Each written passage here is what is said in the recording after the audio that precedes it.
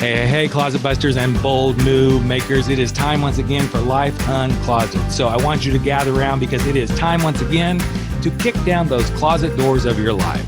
We're here to escape our BS, explore our fears, and elevate our self-expression. I'm your host, Rick Clemons. I'm the bold move expert and that coming out guy who's going to take you to the party, the pulpit, the wake, and back to the party of living your life uncloseted. So come on along with me and grab hold of yourself and get ready to step out, step up, and step into facing your fears, making your bold moves, and living life without apologies. Now let's get to the show. Hey, Life Uncloseted family. It's time once again for another episode of Life Uncloseted. Welcome to the new year. I'm your host, Rick Clemons, and here we are. We are the first week into January. Can you believe that? Things are already starting to move along here. And I just wanted to let you know, we're going to add a little bit of flavor back to the podcast. I'm going to step in every so often and do just a few of these solo shows because I'm getting so many questions on a regular basis about how to come out and what to do when you're coming out of the closet. And that doesn't mean we're going to quit telling these stories about all these different kinds of coming out stories that come along in our world here on the podcast. But I wanted to start stepping back in because I am getting some requests from people like, what do I do when I'm coming out? And how do I do this with dignity and respect? And I'm really afraid to say what I want to say. And that applies to all of us, whatever our closet is that we're coming out of. So just wanted to give you that little update. This is going to be one of those short little episodes where we address a particular kind of interest based around coming out. But I also wanted to remind you, those of you who are considering coming out of the closet from the sexuality perspective, that for the month of January, I have got my book, Frankly, My Dear, I'm Gay. Yes, Frankly, My Dear, I'm Gay. You can find it on Amazon. I've got it priced on a reduced price special right now. $2.99 for the Kindle version and $9.99 for the printed version. So I'd encourage you to hop over to Amazon, go to search for Frankly, My Dear, I'm Gay, or you can even go to franklymydearimgay.com and you can find a way to link up to it there. So let's dive into the show. Here's the thing that I know to be true for many, many people who are LGBTQ. You feel like you can't be who you are. And people are telling you, oh, you can't be that because it's wrong or it's against God's will or, that's just strange. And instead, what I want you to focus in on is being LGBTQ is what makes you unique. Now, it's not the only thing that makes you unique. There's lots of things that make us all unique. But I have found with the people that I've had the beautiful opportunity to work with and to coach and bring through some of these challenges of coming out of the closet, that one of the things that helps them is when they start to embrace that being LGBTQ, whether that's gay, lesbian, bi, transgender, whatever it might be, you just embrace, you truly embrace that this is just another piece of your uniqueness, another piece of what makes you unique in the world. In fact, there's an interesting little statistic and you need to go check it out, but it's only like 0.01%. 0.01% is what makes us each different as human beings. And when you think about that, wrapped up in that 0.01 is also your sexuality, your gender identity, your desire to be gay or bi or trans or any of those things. It's all wrapped up in that. But isn't it interesting that when we look at the physical manifestation of who we are, that we see so many other things, but it's just that 0.01% that actually makes us unique. So when you finally embrace this piece, it's one of the things that I find that if you think about how you do you, I'm going to say that again, how you do you as an LGBTQ individual is also something that is unique to you. You're going to get slapped around and told, well, not necessarily slapped around unless you really enjoy that stuff, but you're going to get slapped around and told, this is how you do gay, or this is what it means to be a lesbian, or this is what, you need to be doing if you're going to be fully out as who you are as a transgender individual. All those things can be helpful and they can also be hurtful.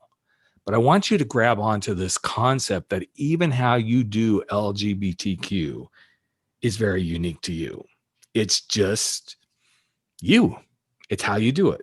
And then it leads me to the next point where being LGBTQ is simply a part of who you are. The same way your eyes, your hair, the contour of your nose or the way your jaw looks or the double chin that I have now. It's all unique to who I am. And the same thing about my sexuality and my sexual preference. It's just a unique piece of me that defines who I am, which defines also who you are. When you embrace that piece, that LGBTQ is just a uniqueness of who you are. It gives you that energy to stand up against people who are like, but you can't be that. And one of the things that I really advocate is not arguing with people about this stuff. Even though I argued a lot with people about this sort of stuff, and that's how I learned it doesn't do a lot of good to argue, is to embrace the fact that you are who you are. And if somebody says, well, you can't be that, a simple question of, well, I find it's my unique way of being unique to who I am. And I'm curious, when did you choose to uniquely be heterosexual? Yeah, when did they choose it? Because heterosexuality is as unique as homosexuality. It's just a more predominant sort of being in our culture. So I don't know if this helps any of you. I'm hoping it does, because at the beginning of the year is a lot of times when we're like, okay, I'm going to step out. I'm going to be me. I'm going to do this thing.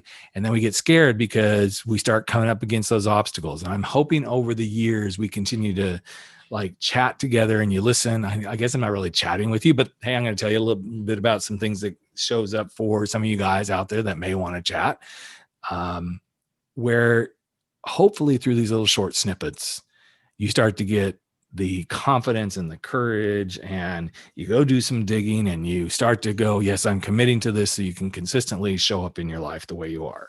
So just remember, you are unique. And I know it sounds like I'm preaching to the choir, but you are unique, plain and simple.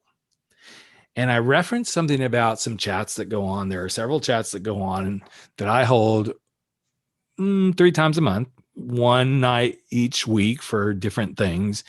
And unfortunately, ladies, they are geared towards the guys. But on Monday nights, the first Monday night of the month, I hold a gay men's chat for guys over 40. The second Monday of the month is a coming out chat for any guy who's coming out of the closet that could use some additional help. And the third Monday of the month is a gay men's chat.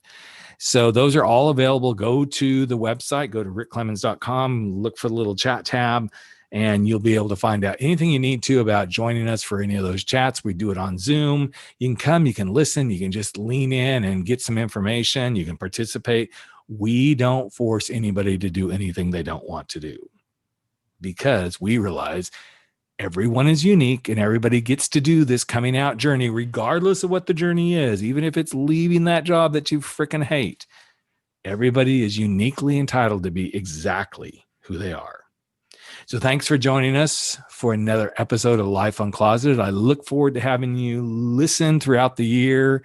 Hope you have a wonderful 2021, and always remember to never quit stepping out, stepping up, and stepping in to living your life uncloseted. Take care. Hey, Life Uncloseted family. Another episode of Life Uncloseted has come to an end, and it is time for all of us to sashay away and go face our fears, make those bold moves, and stand up to living our life without apology. But before you do, I've got a favor to ask of you.